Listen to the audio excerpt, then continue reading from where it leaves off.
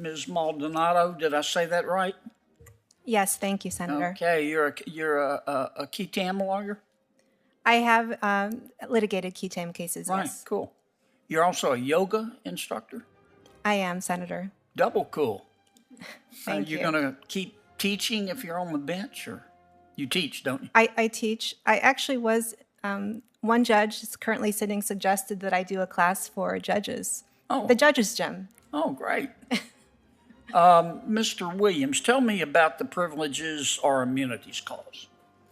Thank you for the question, Senator. The privileges and immunities clause. Privileges or immunities clause. Right. That's part of the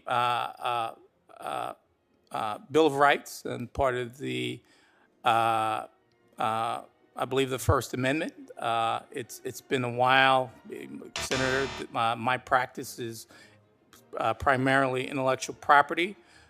So it's been a while since I've faced an issue with the privilege and immunity clause. It doesn't come up every day in my practice. Privileges or immunity. Privilege or immunity clause doesn't come up every day in my practice. What I can tell you that if I was faced with an issue that involved the privilege or immunities clause, I would review the binding Supreme Court precedent on the issue and apply that binding precedent to the specific facts of the case in front of me. Okay. Tell me what rights are guaranteed by the Sixth Amendment. Sixth Amendment guarantees right to a speedy trial. Right. Right to counsel. Right. And also right to speedy right to counsel, and also that's the fifth right against self-incrimination, which is in the Fifth Amendment. Okay. Tell me what the holding was in Obergefell. I'm sorry, I didn't hear the question, Senator. The holding in Obergefell v. Hodges. Senator, thank you for the question. I haven't had the occasion to deal with that issue. I don't recall that specific case as I sit here in front of you. But what I can tell you is that if the issue decided in that case came before me, I would review binding Supreme Court precedent and apply it to the specific facts of the case in front of me. Okay. In 2015, Mr. Williams, you gave a speech, and you said that the modern judicial system today is more racist than it was 100 years ago. Did you say that? Thank you for the question, Senator. You're welcome. I don't believe that's the specific quote that I said. I believe you're referring to... Let me read you the quote so there won't be any misunderstanding. Becoming a felon is more devastating today than when existed during Jim Crow. And you were talking about the judicial system in Delaware. Thank you for the question, Senator. You're welcome. I made those comments as co-chair of the Access to Justice Commission, which was a commission that was created by the Delaware Supreme Court. Yes, sir. But I was asked. Tell me what you meant. The chair. I know. I read the interview. Tell me what you meant. I was referring to a description that others have made to describe the condition of felons in terms of the term Jim Crow, meaning... Well, let me stop you. Do you believe that the judicial system in Delaware, in America, is more racist today than it was 100 years ago? Thank you for the question, Senator. You're welcome. No, I do not believe that the system today is more racist than it was 100 years ago.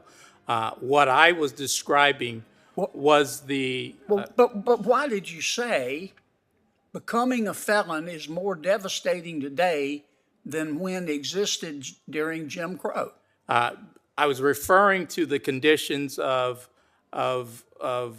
the inordinate amount of people of color who, when they become felons, are faced with loss of economic opportunity, loss of voting rights, loss of driving license, loss But of that happens housing. to an Hispanic as well, right? It happens to If you're convicted. It happens to everyone who becomes a felon, but the task of the committee was to examine the reasons why there's such glaring racial disparities in the population of people of color in Delaware as compared to And do you the think population you think that's of because of people racism? incarcerated. You think that's because of racism?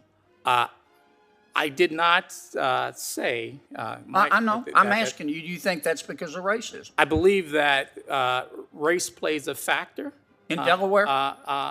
across in Delaware and beyond, and that studies have shown that there is a disparity in the prison population that just can't be explained by just nature and it be coincidence, and that race plays some factor. It's not the only factor. Right. Economic condition, money, ability to pay bail, etc., plays a factor, and some other things play a factor. So at that time, I was serving as Right. Well, chair let me of stop that. you because my chairman here has been very, very indulgent. I'm going to ask you one last question.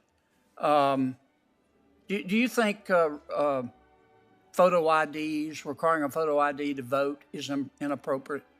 Thank you for the question, Senator. You're welcome. The Supreme Court has held that voter IDs Right. requirement for voting What do you think? is permissible. What do you think? I, Senator, follow binding Supreme Court precedent. Yeah, but what do you think? You've written articles saying that that's racist, haven't you? I have not. Okay. I have not. Well, you've written articles opposing voter ID, have you not? I have not. Okay. So you think it's okay? I do. Okay. That's all I got. Thanks, Mr. Chairman. Thanks for your indulgence.